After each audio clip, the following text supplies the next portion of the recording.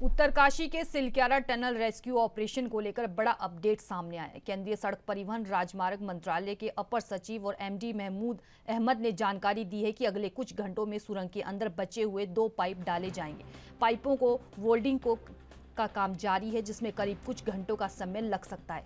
Auger machine को भी सही कर दिया गया है। महमूद ने उम्मीद जताई है कि आगे उन्हें कोई बाधा का सामना नहीं करना पड़ेगा। उन्होंने बताया कि 22 नवंबर को ऑगर मशीनों से 45 मीटर के बाद ड्रिलिंग शुरू करते हुए कुल 1.8 मीटर तक ड्रिलिंग पूरी कर ली गई थी, लेकिन 46.8 मीटर से आगे की ड्रिलिंग के दौरान मलबे में मौजूद लोहे के टुकड़े मशीन में फंसने के कारण ड्रिलिंग रोक दी गई। इसको ठीक करने के लिए बचाव अभियान में लगे श्रमिकों ने पाइप के अंदर जाकर मुहाने पर फंसे सरिये के टुकड़ों को काटा। अब आगे की ड्रिलिंग पूरी सावधानी के साथ की जाएगी।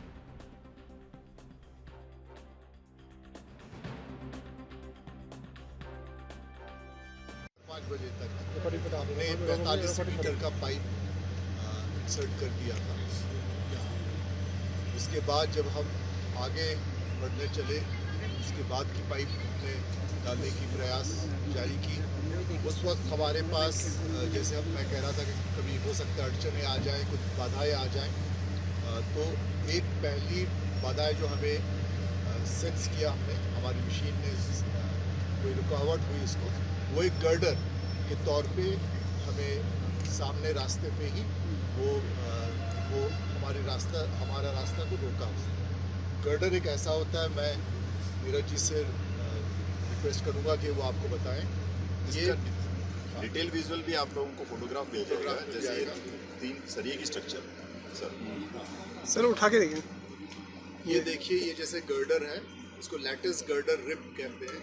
तो ये गर्डर, ये अभी तो स्टॉक यार्ड में है। ये जब टनल में लगता है तो वो ऐसा होता है, और क्योंकि टनल में कोलैप्स हुआ था, ये मलबा के साथ ये भी मलबा में कहीं मिला हुआ था। और जो हम जब अपनी पाइप को हम आगे पुश कर रहे थे, तो ये लैटिस गर्डर रिब जो था वो पाइप के रास्ते पे हमें मिला, और इस वजह से पाइप और आगे हम पुश नहीं कर पाए। मशीन को हमारा रोकना पड़ा, जो ऑगर ड्रिलिंग मशीन है हमारा, और क्योंकि पाइप के अंदर ही होता है ऑगर ड्रिलिंग मशीन, तो हमें फिजिकली मैनुअली जाके चेक करना पड़ता है। पूरी तरह से पाइप को रोकना पड़ा। Auger drilling machine bit by bit 8 इसके पीसेस हमने निकाले। उसके बाद पाइप के अंदर हमने बंदा भेजा, जिन्होंने मैनुअल इसको चेक इन किए। ये 22 तारीख की शाम रात की बात है, और हमने एक्सपर्ट्स बुलाए इसके लिए।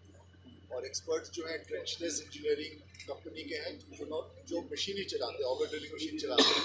उनके ख़ास जो बंदे हैं, जिनको ये एक्सपीरियंस है कि वो 40 मीटर और ज़्यादा भी अंदर जाकर ऐसे बड़े रेस्ट्रिक्टेड स्पेस में, आप समझ सकते हैं कि 900 mm की पाइप है और 45 मीटर बंदा कोई अंदर जा रहा है, और हाथ में उसके कटर है, गैस कटर है, ऑक्सीजन का मास्क पहना है उसने, और उसमें गर्मी बहुत होती है, ऑक्सीजन की कमी होती है। वहाँ जाकर इस गर्डर को उसने काटा है।